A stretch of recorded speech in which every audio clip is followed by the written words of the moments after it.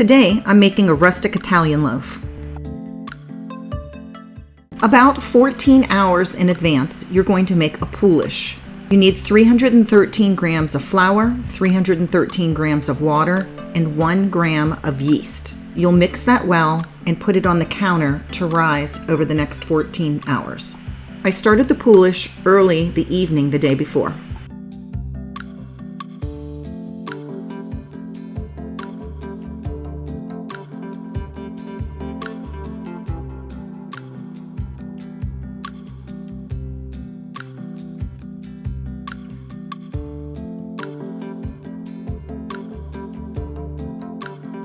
About 4 to 8 hours ahead of time, you're going to make your Levain. 50 grams of flour, 50 grams of water, and 25 grams of active starter. I personally mixed this up late at night before I went to bed, stuck it in the refrigerator, and then in the morning, I pulled it out and put it on my counter to let it rise.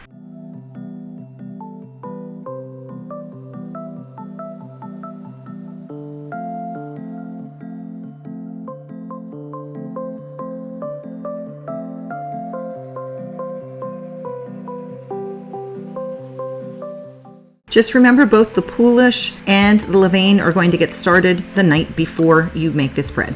So in our bread goes 22 grams of olive oil, 628 grams of Poolish, 710 grams of bread flour or all-purpose flour, 105 grams of Levain, 20 grams of salt, and 320 grams of water.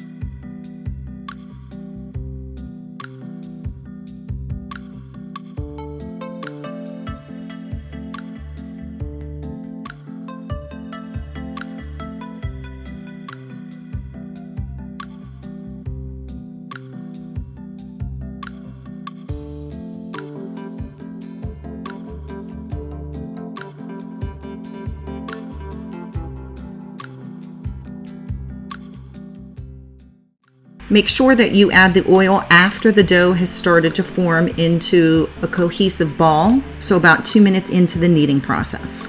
As you can see here, I'm using my Bosch stand mixer. This would work great in any kind of mixer, or you can even knead this by hand. If you were going to knead it by hand, I would knead it for at least 10 to 15 minutes.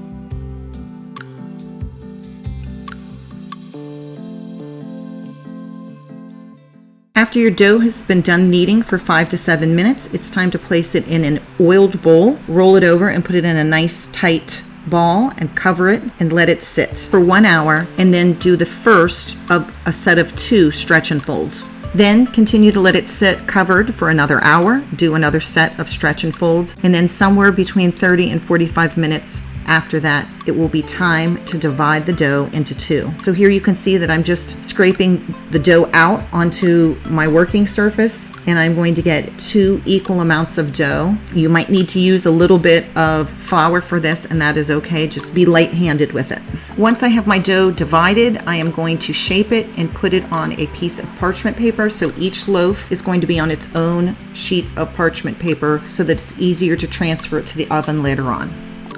Now, I'm not a professional baker. I just enjoy doing this. This was my first time making this recipe, and both of these loaves were so satisfyingly delicious. So after I get done making both loaves equal in weight, I am going to pre-shape and turn it out into a tight ball, let it rest for 20 minutes. Then I'm going to do the final shaping and place it on that parchment paper.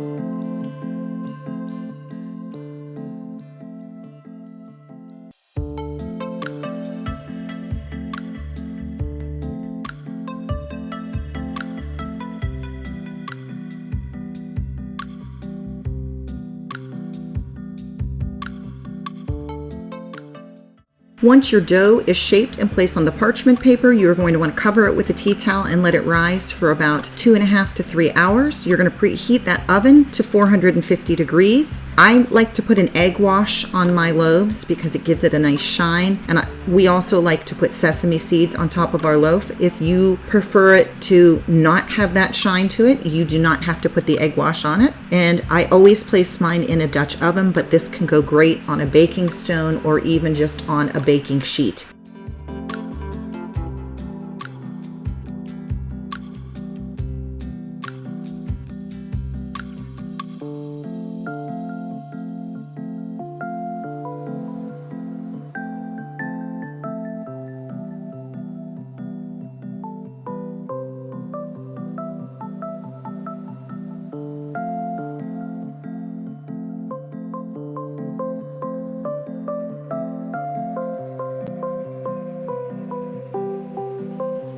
Here you can see that my loaves came out beautifully. They have nice oven spring, fabulous texture, and there is nothing more satisfying than making a recipe and having it turn out. So I hope that you will give this a try, and I know that if you do, you will love it as much as I did. As always, thank you for watching here at White Shadow Fare. Consider liking and subscribing.